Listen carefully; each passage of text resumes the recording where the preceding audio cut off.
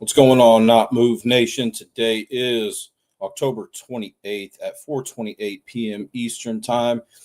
We have 5 NBA games on tonight that we'll break down a little bit here. Let's go over injuries first, all right? A lot of injuries it looked like today. My time's a little bit limited today, so we'll run by this as quickly as possible, efficiently as possible. Chet Holmgren, power forward for Oklahoma City, out due to a back issue. Jalen Williams, Jalen, for Oklahoma City is out as well. He's been out. Paul George out for Philadelphia. I think he's been out all season long as well. Small forward / power forward there. Tyler Harrow. He is still out. Doesn't look like he's played this season. Norman Powell, shooting guard, small forward for Miami, questionable due to soreness. Brandon Miller, shooting guard / small forward, out for Charlotte today.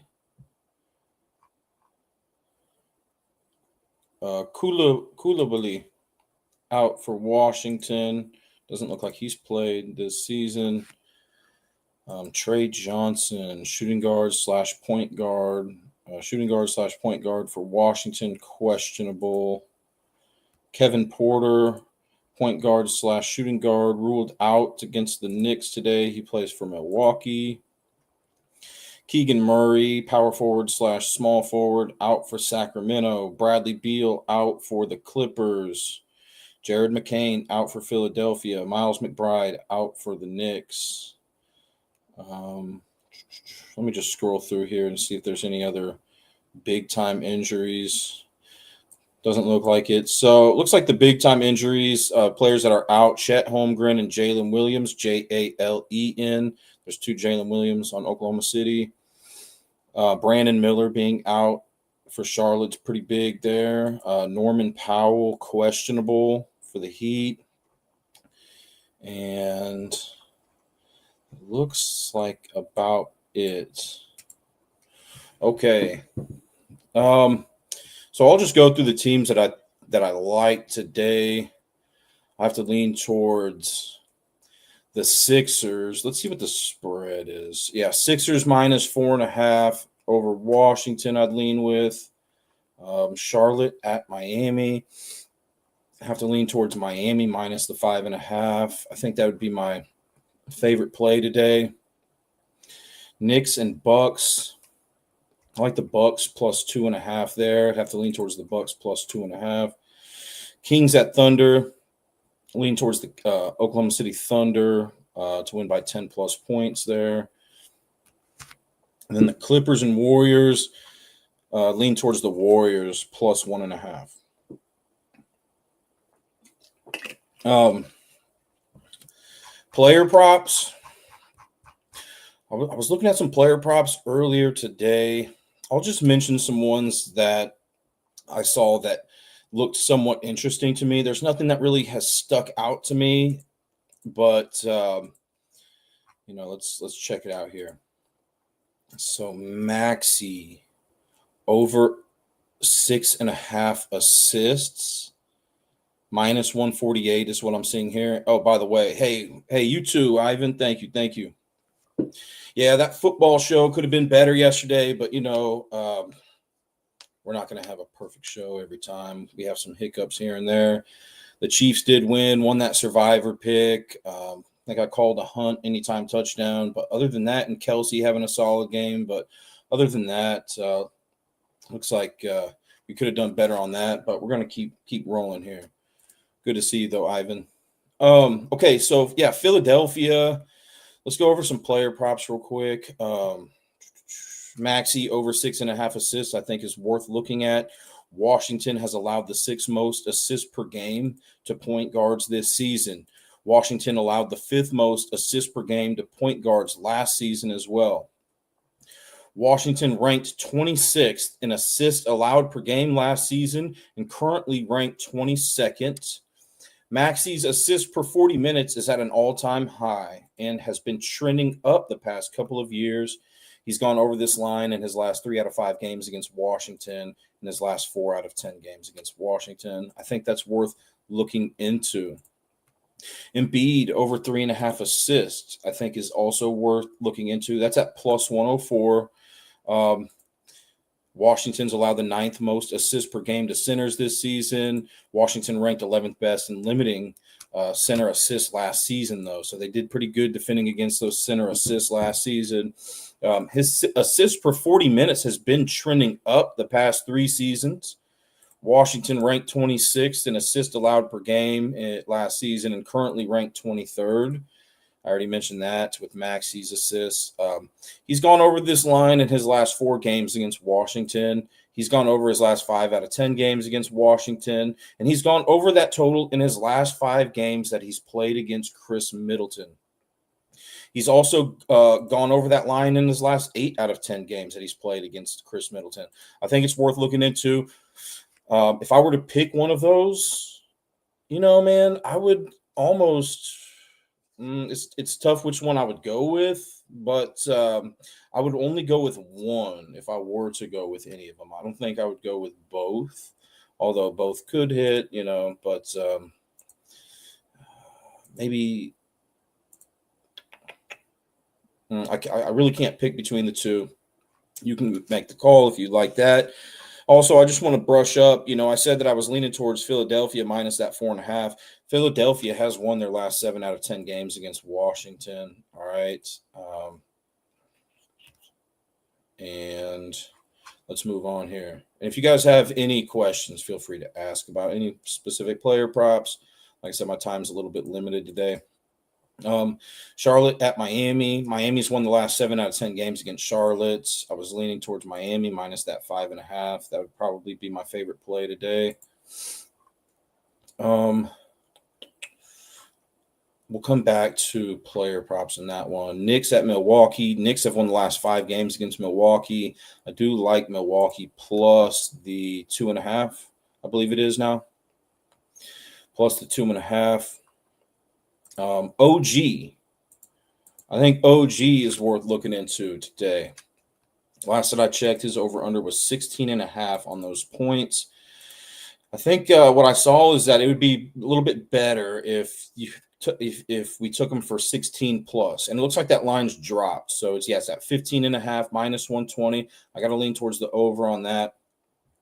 Milwaukee's allowed the 2nd most points per game to small forwards this season, and that's what OG is projected to play tonight for the Knicks. Milwaukee ranked 14th in points per game to small forwards last season, so they are about average. His points per 40 minutes has been steady.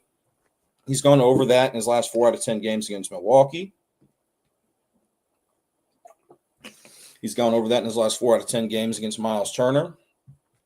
If you get that at 16 plus points for OG today, he's gone over that in his last 7 out of 10 games against Miles Turner.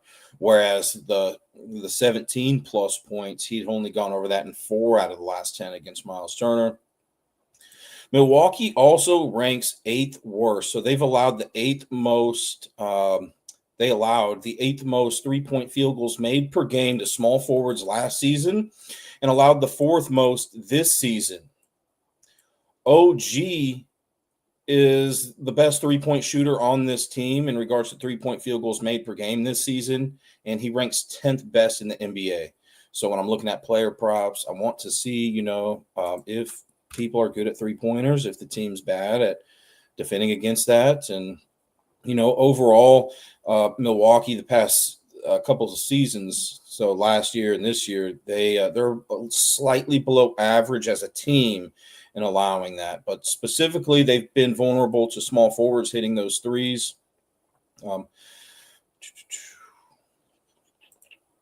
He has a 19.9% usage rate and is the 3rd option this season behind Brunson and Cat. I kind of like that prop. I think a concern of mine would be that usage rate. But other than that, looks pretty decent there.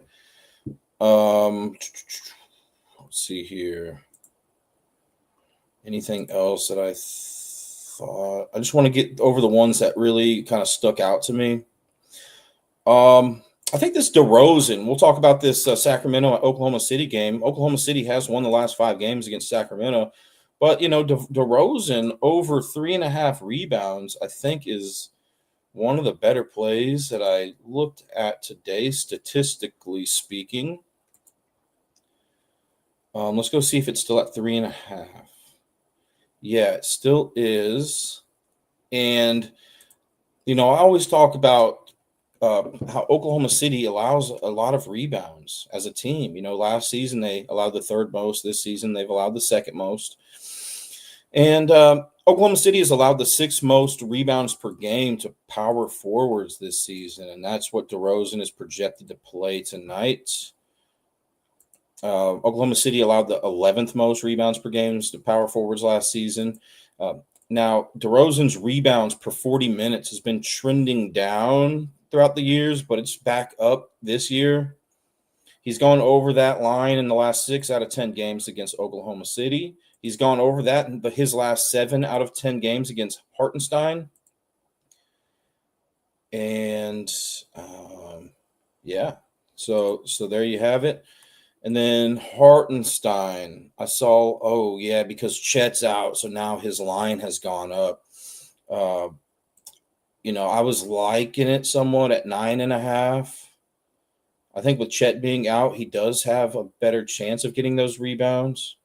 I also think with Chet being out, DeRozan even has a better chance. I was under the impression that Chet might play this game.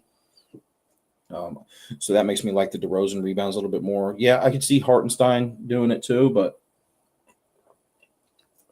I would maybe look to see when Chet is out, how much does that impact Hartenstein's rebounding? I would think, it would go up. But the reason why I was thinking that is because Sacramento's allowed the most rebounds per game to centers this season. As a team, they were really good at preventing rebounds last year, but they ranked 21st in that category this year. Hartenstein ranks 7th best in the NBA in rebounds per game. Chet ranks 10th. So with Chet being out, that could give him some more rebound potential there. He's gone over that line in his last 6 out of 10 games against DeRozan. He's gone over that line in his last 3 games against Sacramento. But only 4 out of 10 in his last 10 games against them. His rebounds per 40 minutes has been trending up throughout the years, and it's at a steady rate this season. I think it's worth a look. Clippers at Golden State Warriors. The Clippers have won the last 7 games against Golden State Warriors, but I'm leaning towards Golden State covering tonight. I believe they're plus. Let's just go double check what they are. Plus 1.5. They were 2.5 earlier. Yeah, it's 1.5. I'll still lean towards that.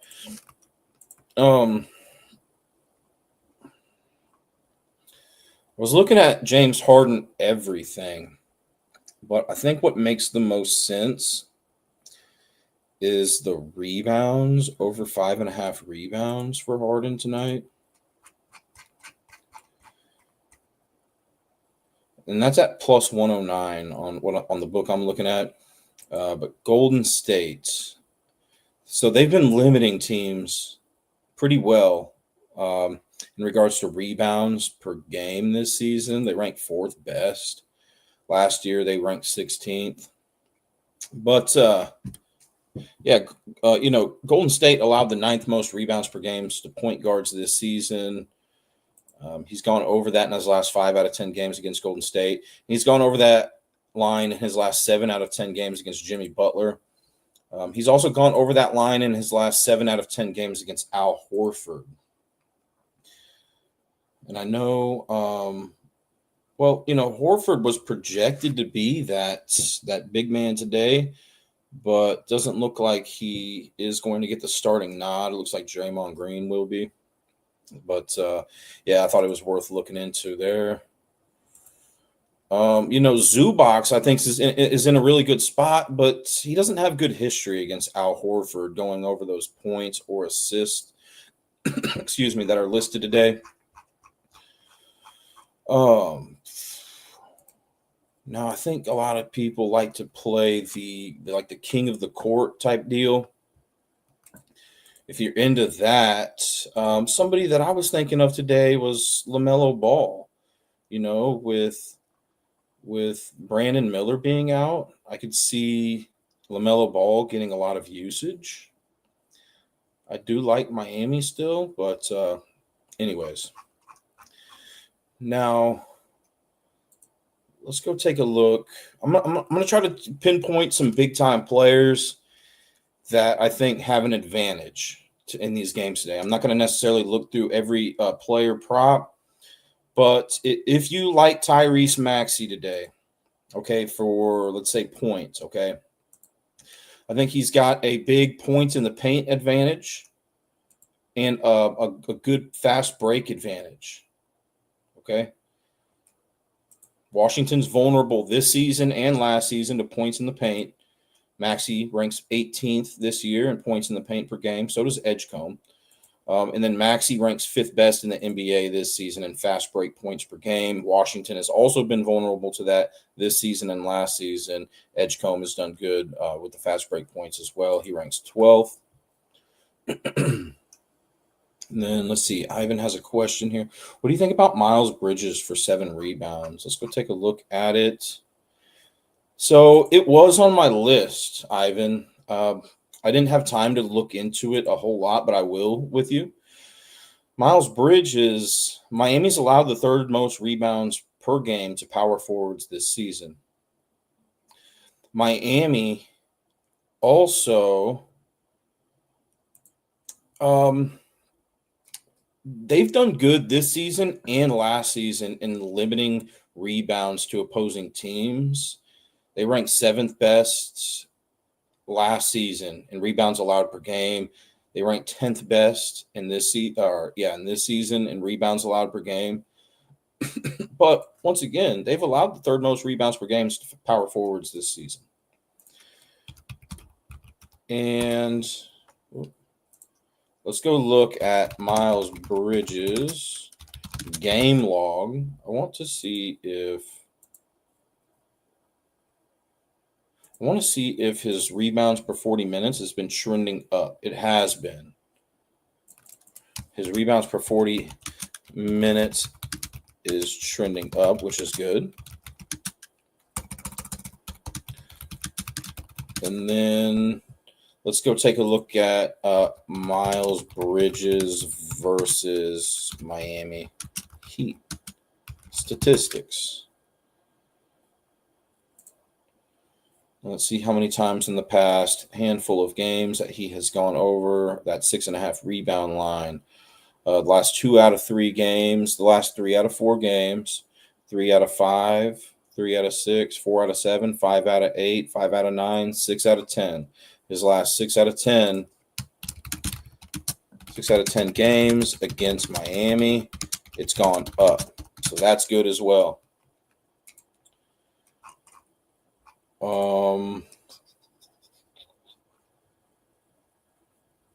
Is there anybody that he may have played in the past? Andrew Wiggins.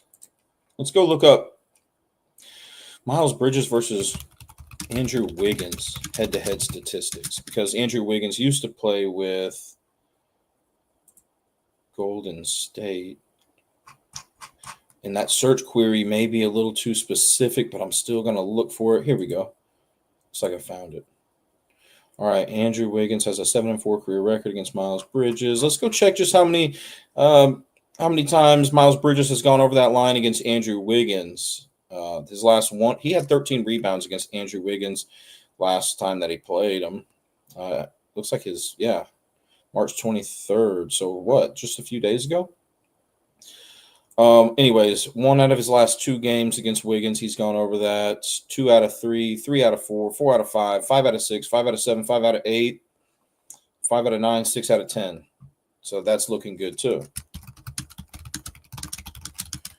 And his last, 6 out of 10 games against Wiggins. I just like to look into, pretty much like anything and everything. Maybe Wiggins defends him a little bit. Not quite sure. And then we could also look to see if we can find something against like Norman Powell. I just feel like the more information that we have, the better. So let's just go check what he's done against Norman Powell. 1 out of the last 2, 2 out of 3, 3 out of 4, 3 out of 5, 3 out of 6, 3 out of 7, 3 out of 8, 3 out of 9. So only the last 3 out of 10 against Norman Powell. But let's say you took that line to 6. He's gone over that in his last 1 out of 2, 2 out of 3, 3 out of 4, 4 out of 5, 5 out of 6, 5 out of 7, 6 out of 8, 6 out of 9, 6 out of 10. So I think, maybe toggling it down to 6 makes me feel more comfortable. But if you can't, I'd still have to lean towards the over on that.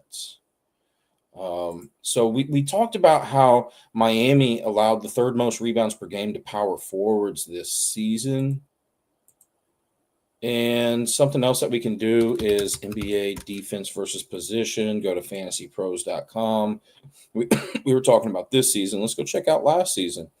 What did Miami allow to rebounds last season? Because, this season we've only had a few games, right? So I think if you have favorable information for this season and last season, it could be more beneficial. So Miami was vulnerable to it last season. They allowed the 12th most rebounds per game to power forwards. Yeah, thank you for the question there, Ivan. Hopefully that helps you with your decision-making process there. With Brandon Miller being out, one has to, think, is he going to be trying to score more tonight? Is he going to be going after those rebounds as much as normal?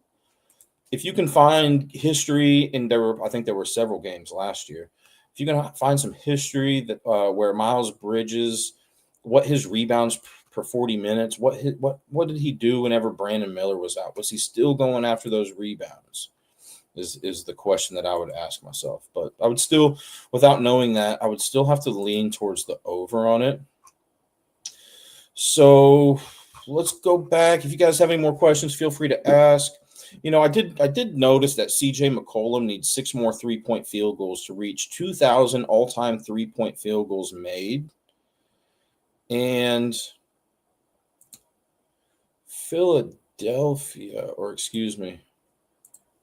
So Middleton's rocking with with Washington now. So Philadelphia allowed a lot of 3-point field goals last season per game. They ranked 24th. They've done a much better job at limiting them this season. But if you do like McCollum for props or something, I could see it.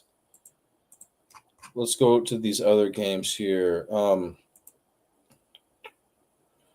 I think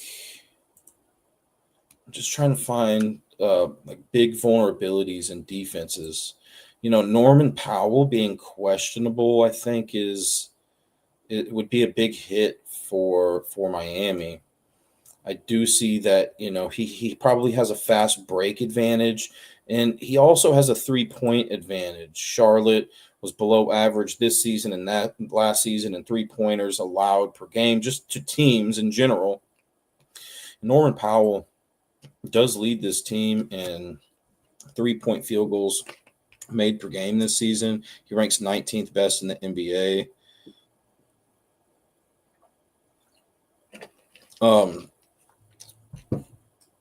LaMelo Ball. I mentioned that I think that he could possibly be the king of the court tonight. I don't necessarily like, fast breaks and points in the paint, but 3-point field goals. Okay, Miami was below average the past 2 seasons, this year and last year, in 3-pointers allowed per game to opposing teams. LaMelo ranks 4th best in the NBA in 3-point field goals made per game. Also, the assists. Miami was below, they were ranked 14th last season, so slightly above average. But this season, Miami has allowed the most assists per games to opposing teams. LaMelo ranks first on the Hornets and third in the entire NBA in assists per game this season. And then the rebounds, I don't really see like a huge advantage for rebounds here for him, but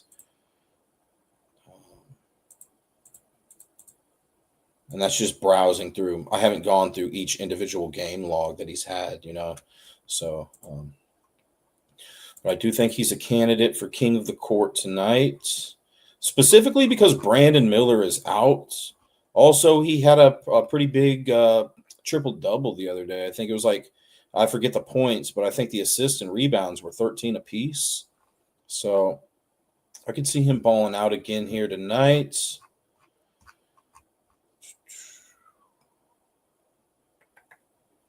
What about...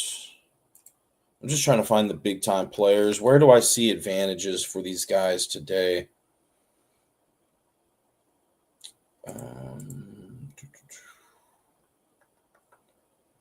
Assists allowed. Rebounds allowed per game. Milwaukee was average last season.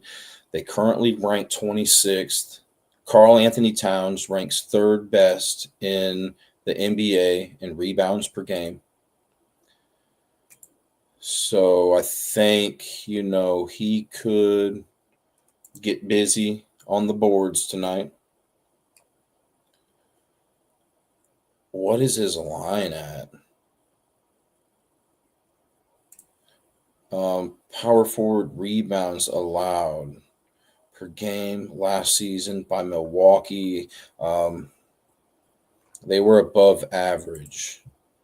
And that's what Cat's projected to play tonight. Power forward rebounds allowed per game this season, Milwaukee is above average. What is Karl Anthony Towns' rebound line at? 11.5. Let's just go check out Karl Anthony Towns versus Bucks statistics. So we're looking for games where he had 12 or more boards against the Bucks.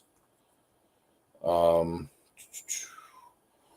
out of 2, 1 out of 3, 2 out of 4, 2 out of 5, 2 out of 6, 2 out of 7, 2 out of 8, only 2 out of his last 10 games against the Bucks.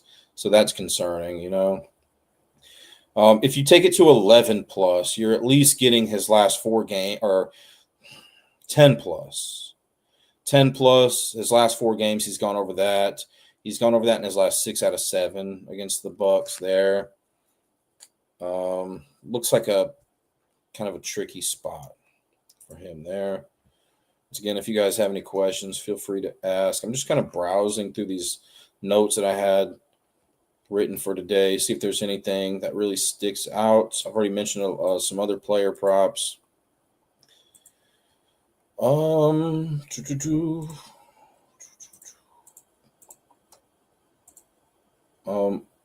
did mention that Oklahoma City allows a lot of rebounds, not just this season, but last season, 2 opposing teams. I think everybody's worth looking at for Sacramento with the rebounds. But I think my favorite one that I saw today was the DeRozan over 3.5 rebounds.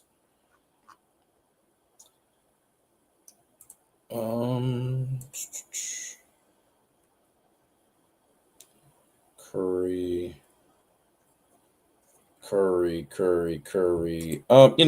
The Clippers did a pretty good job at limiting team three-pointers last season, but this season they do rank 23rd in that category. All right.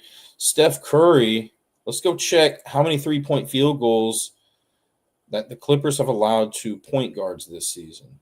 They're about average. What about last year? We'll look at the Curry points and or three-pointers here for that late night game. So going up against the Clippers looks like they were slightly below average at limiting those three-point field goals by point guards last season as well. Well, let's go check out what Curry's line is. Curry points. Steph Curry. Over, under, what am I on? I need to go to points here. Steph Curry points, 24.5. I used to target whoever James Harden was guarding a lot. I think Harden's cleaned up his defense a little bit, though. Let's just go check out Curry versus Harden, head-to-head statistics here.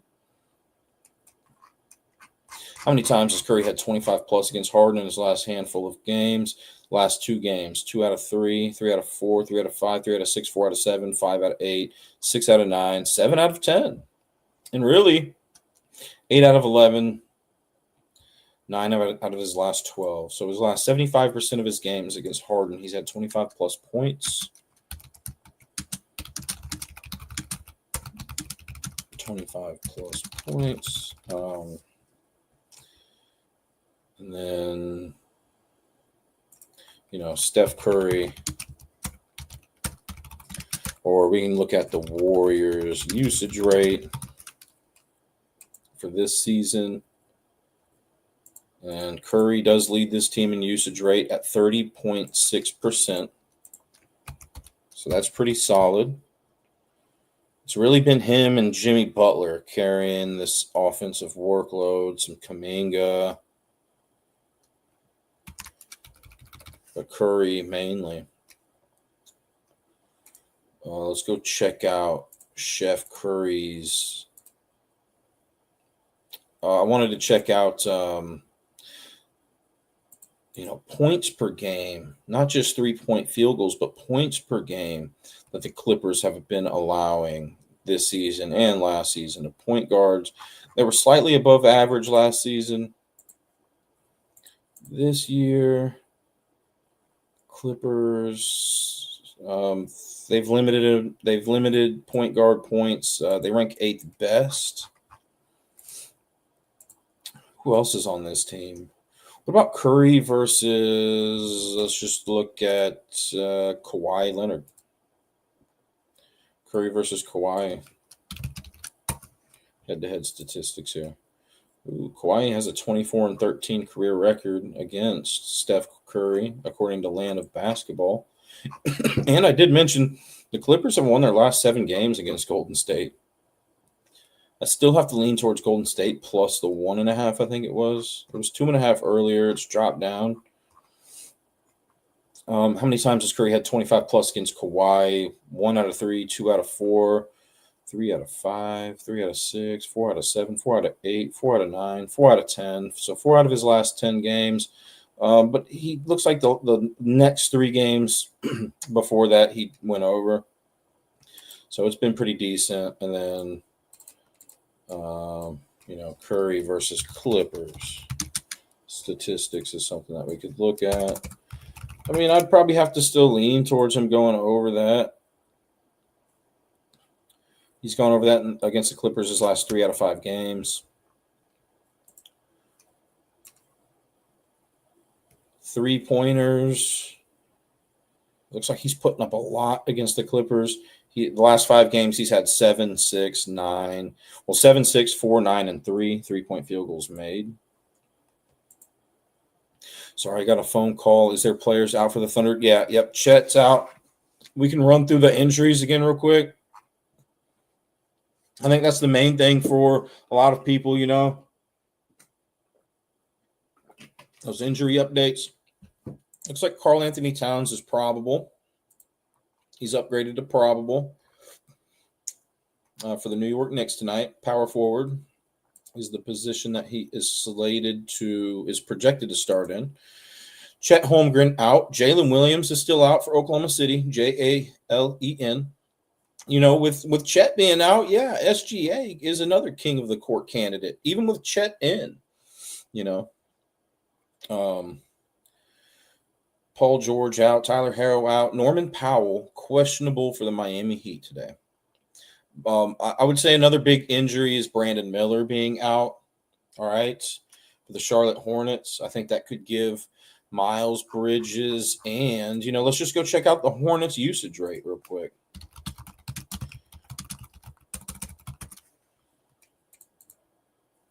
Let's go check it out. Brandon Miller actually had a bigger usage rate than LaMelo Ball.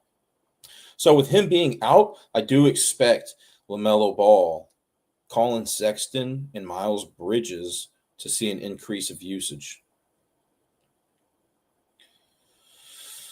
Probably specifically LaMelo.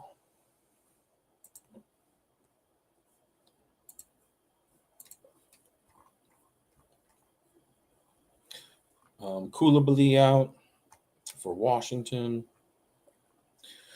Bradley Beal out for the Clippers. Jared McCain out for Philly. McBride out for the Knicks. So it doesn't seem like there's not a lot of games on today. So there's not, a ton of significant injuries. But the main ones, Chet, Jalen Williams, and Brandon Miller all out. And then Norman Powell's questionable. If so, I like Hartenstein for rebounds. Yeah, I was talking about Hartenstein's rebounds. It was at 9.5 earlier when I looked, and I think once Chet got ruled out, they bumped that up to 10.5 or 11.5.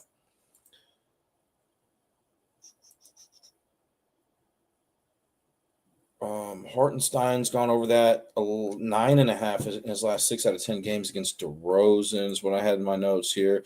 His rebounds per 40 minutes has been trending up, and it's been steady this season. Sacramento did great at limiting rebounds to opposing teams last year, but this year they currently rank 21st. He's the rebounds per game leader on Oklahoma City and 7th best in the NBA. Chet ranks 10th best in the NBA in rebounds per game. So with Chet being out, yeah, I like the Hartenstein rebounds. Well, I don't necessarily I think it's worth looking into, right? I think the DeRozan rebounds are also worth looking into. And DeRozan's rebounds were 3.5 this morning. And I looked, and I haven't seen much of a change in DeRozan's rebounds as of right now, except maybe the price. It's getting juicier, minus 146. So I like Draymond Green for points and assists. Yeah, I was thinking about Draymond a little bit here. Let's see. Because I think he has good history against the Clippers, if I'm not mistaken. So let's do points and assists. Points plus assists, 14.5, Draymond Green. So let's go look at a couple of things here. Draymond Green stats. I want to know if his points per 40 minutes has been trending up, his assists per 40 minutes. So his points per 40 minutes has been trending up. I mean, and when I say trending up, so I'm looking at his whole career. He started in the NBA in the 2012-2013 season. And it slowly went up, and then it kind of went back down, and then now it's starting to creep back up. All right.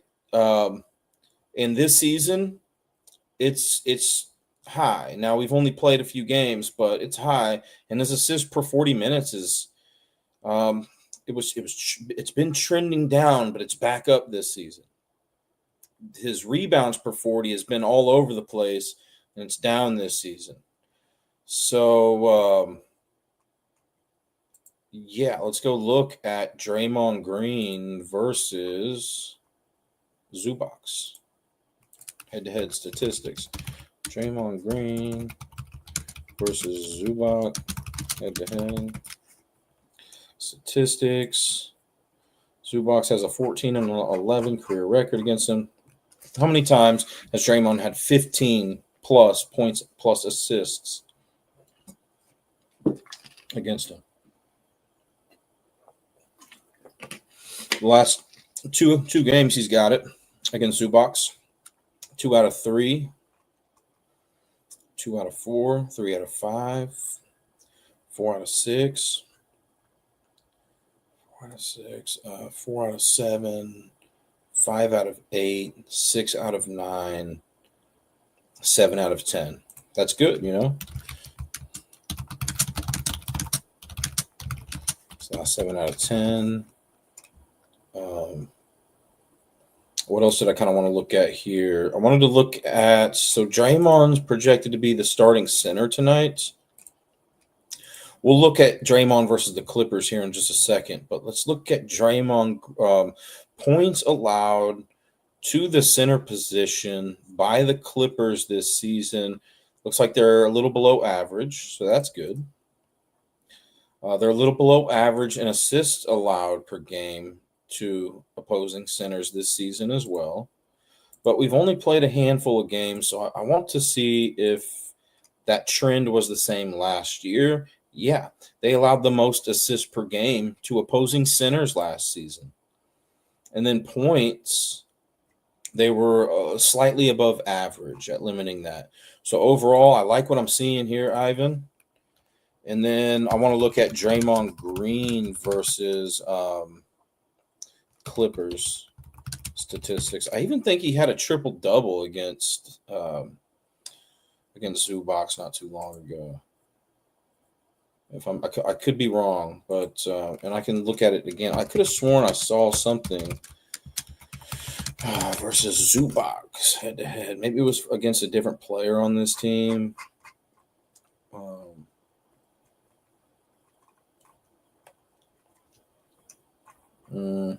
Oh, yeah. I mean, it was back in 2019, so maybe that's what I saw.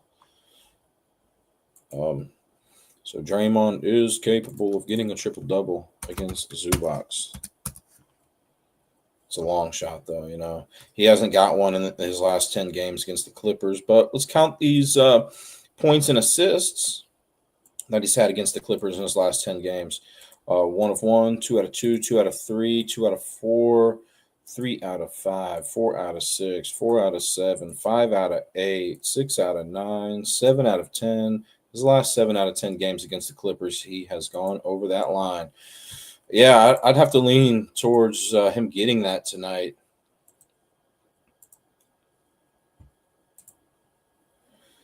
Last season, the Bucks couldn't tame point guards, or was it shooting guards? Is this still an active trend? Yeah, let's go take a look. So I'm looking at fantasypros.com, okay? And your question was tame point guards or shooting guards to the points.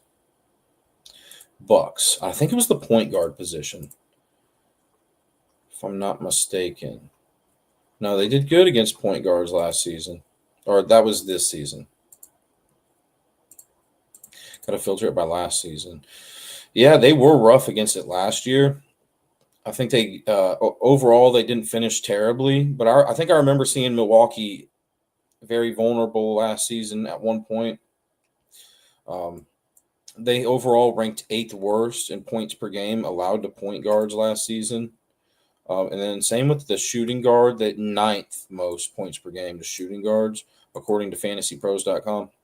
And then this season, Milwaukee has done good at limiting the point guard points per game. They rank 9th best. Shooting guards, they're above average. Didn't Lillard play with Milwaukee last season? I mean, is he still there? What's going on with Lillard? Oh yeah, he's back with Portland. I knew that, but yeah, I think he played with Milwaukee last season. You know, so maybe that had something to do with it.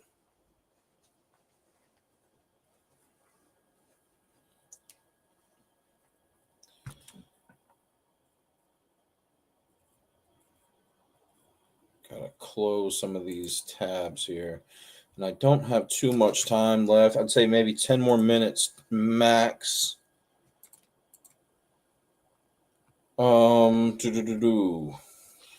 Let's talk about, you know, SGA points. If you guys have another question, feel free to ask. But yeah, let's go look at SGA points tonight. Going up against Sacramento. How many points per game has Sacramento allowed to point guards this season? They are slightly above average. And then last season, Sacramento points per games to point guards. They were slightly below average. Is there any history between SGA versus Schroeder? Looks like Schroeder could be his primary defender tonight. Schroeder has a 7-6 career record against him.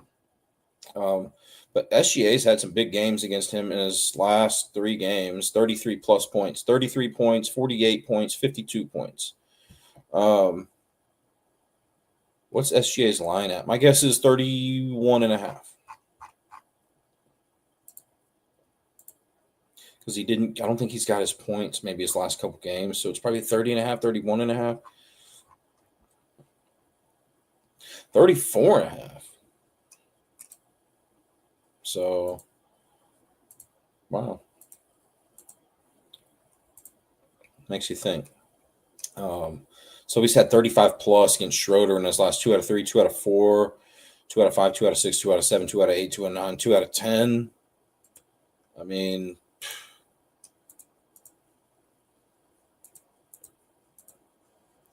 what about SGA versus Sacramento? SGA versus Kings.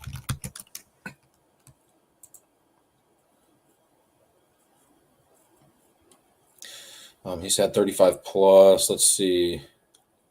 2 out of 4, 3 out of 5, 4 out of 6, 4 out of 7, 5 out of 8, 6 out of 9. 6 out of his last 10 games against Sacramento. And, with Chet being out, that could be why his line went up.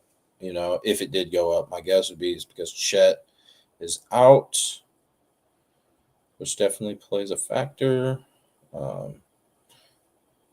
Be interesting to see, SGA stats versus Kings with Chet out, or usage rate with Chet Holmgren out. SGA usage rate with Chet out. I mean, if you guys can figure this stuff out, I'm seeing that his usage rate increases by a few percentage points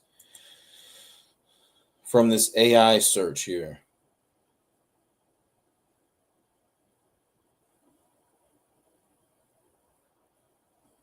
The bump is significant when Holmgren is not playing, is what with impact on performance. AI is saying with Holmgren out, SGA becomes even more of a focal point for the Thunder's offense. There were 20 games last season when Holmgren was injured. SGA's production was elite. 33.3 points per game, 6 assists per game, 5 rebounds per game.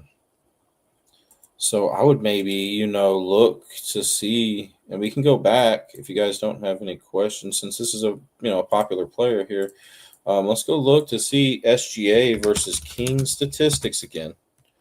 And then let's go see if Chet was out in some of these games.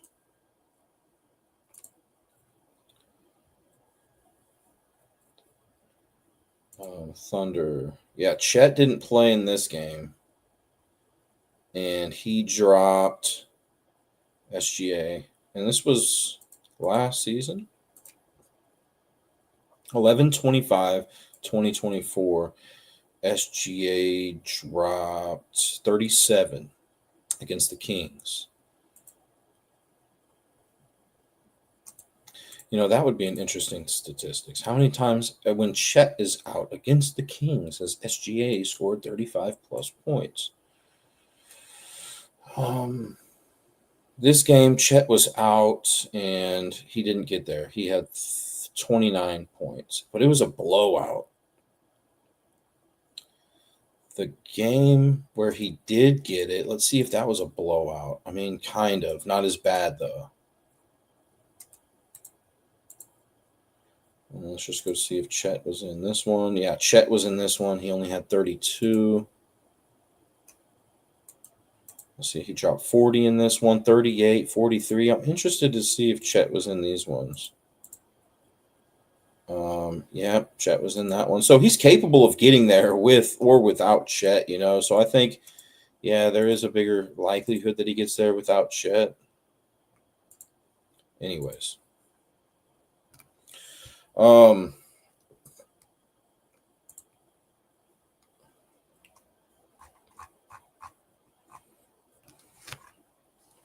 Didn't you like Karl Anthony Towns' assists at one point last season, Ivan? I think it was you who was mentioning that. Now, it's not that I'd necessarily like it today, but I saw his over-under was 2.5 assists. Milwaukee allowed the ninth most assists per game to power forwards this season. Milwaukee ranked second best in assists per game to power forwards last season. Oh, he's gone over that line in his last 7 out of 10 games against Milwaukee. Only 4 out of his last 10 games against Miles Turner. And his assist per 40 minutes has been declining, and it's down this season. So maybe not a spot that I'm necessarily looking for.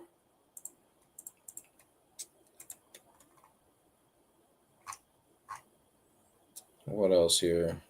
So where for Miami Heat, the center, where? I think his points, if you like him for some reason, are worth looking at. Charlotte's allowed the most points per game to centers this season. Let me see. I mentioned, what we also need to do with SGA is just look at opponent free throws allowed per game.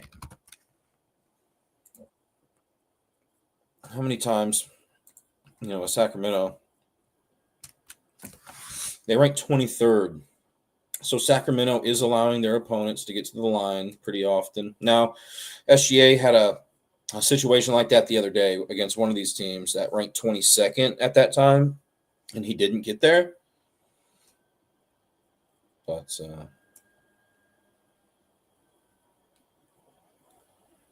what was I looking at? What was it like? Khalil Ware. Okay, so I always talk about like free throws and layups, points in the paint. Those are the easiest buckets, right? Now, obviously, Curry's really good at threes, so if he's going up against a bad defensive team in regards to like 3-pointers, typically like it a little bit more. But I think, the easiest points are typically those free throws and points in the paint. So let me just see if there's anybody here today that's good at points in the paint that I feel like has a big advantage.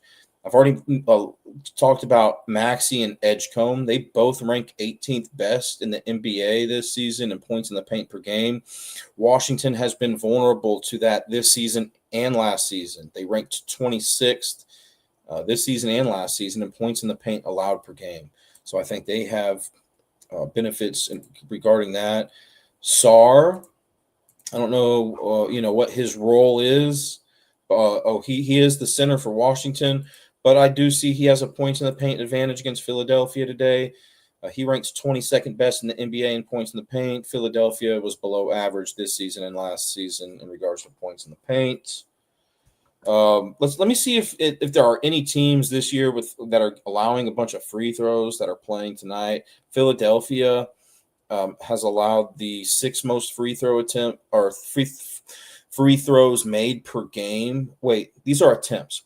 They've allowed the 6th most free throw attempts per game to their opponents. Charlotte has allowed the 7th most, and so has Sacramento. So you can maybe get a few more extra points there. Milwaukee below average. Oklahoma City below average. Some teams that haven't allowed their opponents to get to the line a whole lot that are playing tonight: Clippers, Golden State. Those are and Washington's average. Miami slightly below average. But let's see if there's any other points in the paint vulnerability that I see. And then I want to get out of here. Thank you guys for tuning in today. Good luck tonight. And I got to see what the slate's looking like for tomorrow. Points in the paint. Yeah, I think SGA, AJ Mitchell, Hartenstein might have an advantage tonight. Sacramento was above average in points in the paint allowed per game last season, but currently are below average at defending against that. And then same with Golden State. They were really good at defending it against it last season. This year they're really bad at it. So they're probably somewhere in the middle. Zubac ranked 7th best in the NBA this season in points in the paint per game. Kawhi Leonard ranks 22nd. Never mind. Okay. So let's go look at what the slate looks like tomorrow. I'm not sure if I'll have time to do that tomorrow with the NFL and stuff. We got a lot of NBA games. Honestly, now that NBA is back, I love doing the NBA shows. I like the football shows, but I mean, NBA is my favorite sport, so that's just kind of where my heart's at right now, is with the NBA. So we'll see about tomorrow. But thank you guys for tuning in today. Big shout out to the supporters, subscribers, followers. We really appreciate you guys. Shout out to the I'd like to give a special thanks to the sponsors, Open Goal, BetUS, the MLB and NFL Pro Shops. I had difficulties with this yesterday. You know who you are. I don't mean to leave you out here, but I do like to mention you before I get off the air.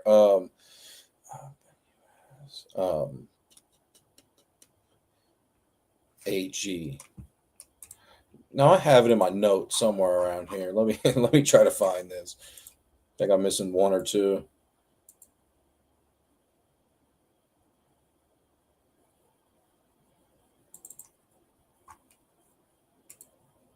But yeah, if you guys scan that barcode up there, it'll take you to like all the sponsors and stuff. Walmart.com.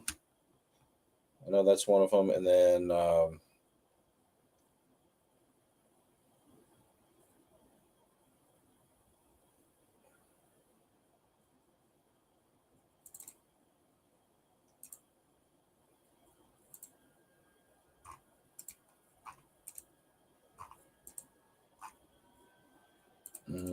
I don't want to forget you.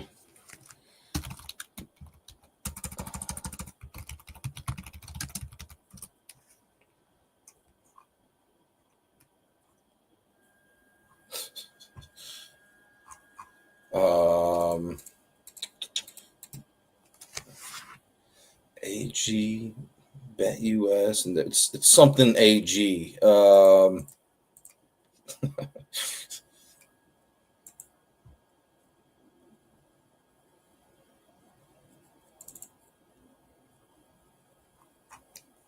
Anyways, yeah, good luck tonight, guys. I'll do my best to be to be back here tomorrow, and I'll make sure to have the sponsors ready for tomorrow. It's just I've been a little bit busy today.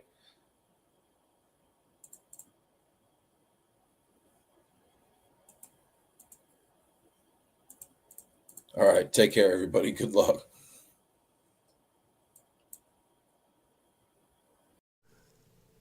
This non-casual podcast may not be reproduced, retransmitted, or reused without the authorized written consent of the Not Move Podcast Network. Thank you, and we hope you enjoyed today's broadcast.